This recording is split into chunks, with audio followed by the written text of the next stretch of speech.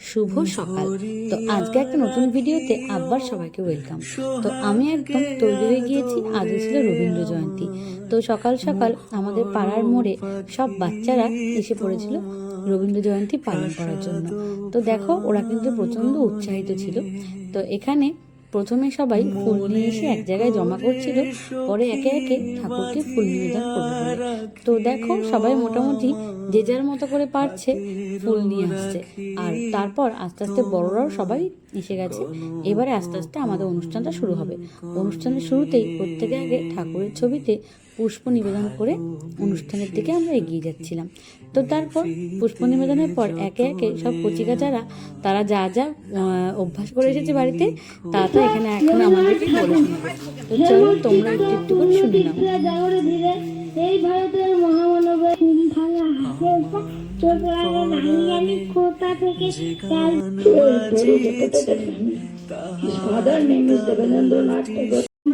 একটি ধানের শীষের উপরে ফুল এঁকেছি, because of which he was taught by personal tutor in this home.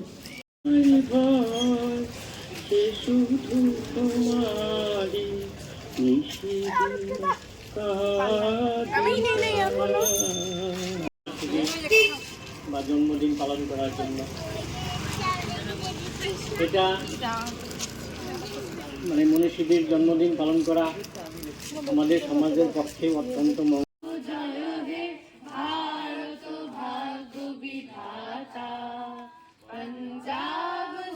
আমাদের এই সকালের অনুষ্ঠান জাতীয় সঙ্গীতের মাধ্যমে শেষ হয়েছিল। তো তারপর আমি চলে আসলাম বাড়িতে এসে সকাল সকাল আমি খেয়ে নিলাম ছাতুর শরবত। এটা প্রত্যেকদিন সকালেই আমি খেয়ে থাকি। তো আজকে যেহেতু তাড়াতাড়ি ঘুম থেকে উঠে পড়েছিলাম, তো সকালের খাওয়াটাও আমার তাড়াতাড়ি হয়ে গিয়েছিল। তো তারপর দেখো, আমি এখানে বসিয়ে দিয়েছি আলু করলা ভাজা, আর তারপর বানিয়েছিলাম আমের টক, আর ছিল আজকে আম ডাল আর মাছের ডিমের বড়া, তো আর সাদা ভাত। তো দেখো, আজকে আমার লাঞ্চ মেনুটা কিন্তু একদম শর্টকাট ছিল। তো তারপর খাওয়া দাওয়া সেরে স্নান পুজো সেরে নিয়ে আমি তৈরি হয়ে গেলাম বিকালের জন্য। বিকালে আমাদের বাড়ির সামনেই এই ক্লাবের মাঠে একটি ছোট্ট করে সাংস্কৃতিক সন্ধ্যার আয়োজন করা হয়েছিল। রবীন্দ্র সন্ধ্যায় সকলে মিলে এখানে একসাথে হয়েছিল সুন্দর সন্ধ্যা কাটাবে বলে। তো খুশি লাগতেছে, এটা বেশি আমি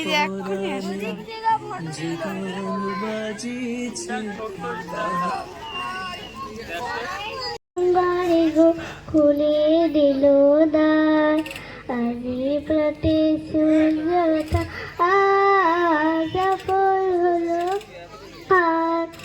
দেবী রবি ঠাকুর ছিলেন তাদের 14তম সন্তান। ছোটবেলা থেকে কবিগুরু নিয়মিত লেখালেখি করতেন। আমরা যদি তাকে ঠাকুর মনে করি, তাকে যদি আমরা সত্যিকারের একজন যিনি মানুষ হিসাবে বেঁচেছিলেন, বাড়ি চলে যাচ্ছিস, তাকে যদি আমরা ঠাকুর বলে মনে করি, সেই মনুষ্যরূপী ঠাকুর বলে মনে করি, তাহলে কিন্তু আমাদের ঠাকুর অল্পেতে খুশি হবে দামোদর শেটকি, মুরগির মোয়া চাই ভাজা ভেটকি, আনবে কটকি আলো ভুবন ভরা, আলো নয়ন ভরা, আমার আলো হৃদয় ভরা। ঢোলে ঢোলে ঢোলে বহে কি বা মৃদুবাই, ফুলে ফুলে ঢোলে ঢোলে বহে কি বা মৃদুবাই। এখানে আমাদের কুটুসোনা সবটাই কুটকুট করেই দেখছিল। ও ভাবছিল কি হচ্ছে। যাই হোক, ও বেশ মজা পাচ্ছিল। তো এখানে দেখো নাটক পরিবেশনা হচ্ছিল। নাটকটা আমি আলাদা করে তোমাদের সঙ্গে একটা ভিডিওতে অবশ্যই শেয়ার করেছি। তোমরা দেখে জানিও কেমন লাগলো তোমাদের আজকে সাংস্কৃতিক পুরো সন্ধ্যাটা।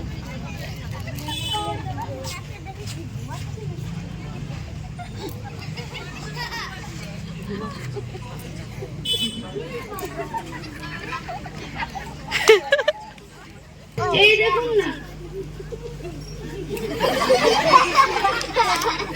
খেয়ে ফেলবো, দিতে পারবো না।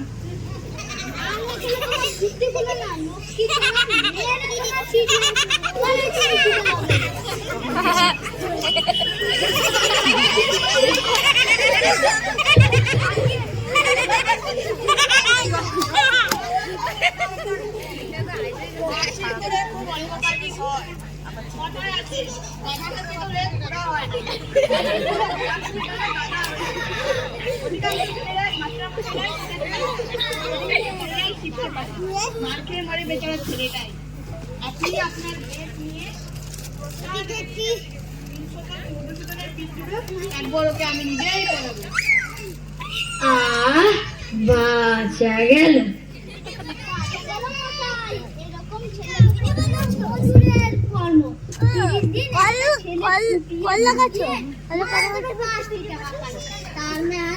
মাটি কোপাতে পারলেও দিনে 10 টাকা হয়। হাতেরও রাখি তোমার কনক কনে ভালোবেসে সখী নিভৃতে।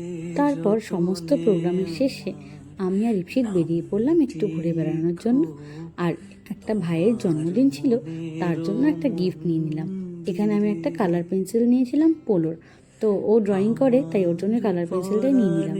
তারপর কালার পেন্সিল নিয়ে আমরা একটু হাওয়া খাওয়ার জন্য চলে গেলাম স্পারে বেশিক্ষণ বসতে পারিনি, যেহেতু আমাদের এই প্রোগ্রাম শেষ হতে একটু দেরি হয়েছিল। তারপর নিমন্ত্রণ বাড়িতেও যেতে হতো, তো মোটামুটি 10-15 মিনিট মতো একটু বসে ঠান্ডা হাওয়া খেয়ে আমরা চলে আসলাম সেই নিমন্ত্রণ বাড়ির উদ্দেশ্যে।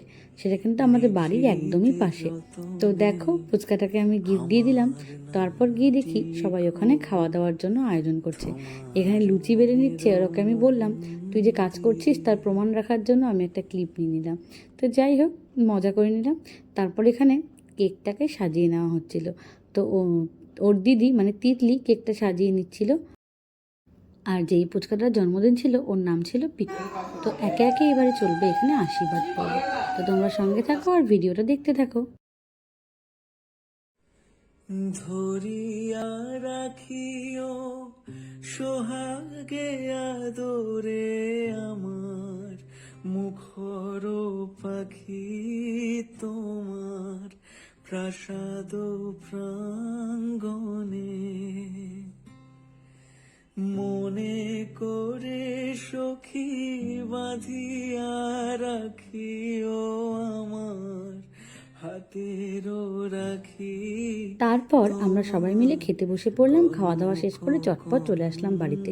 তো তোমরা জানিও আজকের ভিডিওটা তোমাদের কেমন লাগলো, আর এরকম আরো সুন্দর সুন্দর ভিডিও পেতে অবশ্যই আমার চ্যানেলটাকে সাবস্ক্রাইব করে দিও।